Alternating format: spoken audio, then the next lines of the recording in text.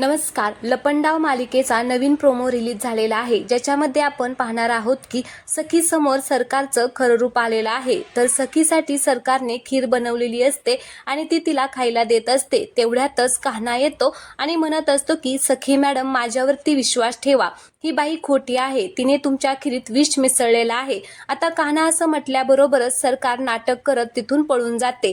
तर सखीला मात्र कान्हाचा खूपच राग आलेला असतो. ती आता त्या खिरीचा एक घास खाते तर कान्हा खूपच घाबरलेला असतो. तर कान्हाला सखी म्हणत असते की काय झालं, खाल्ली ना मी खीर, मेले का मी? नाही मेले ना, असं म्हणून ती सुद्धा तिथून रागाने सरकारच्या रूम मध्ये जाते आणि म्हणत असते की पाहिलं नाही, मी नाही विश्वास ठेवला त्याच्यावरती, मी काहीच ऐकून नाही घेतलं, असं म्हणून ती आता पाहते तर तिला एकदम सरकार दिसते. मग ती म्हणत असते की सरकार. त्यावेळेस सरकार म्हणत असते की धब्बा.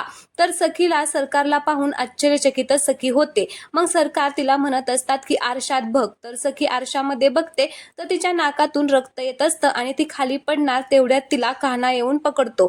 तर प्रेक्षकांनो, सखीच्या समोर सरकारचे खरे रूप आता आलेलं आहे.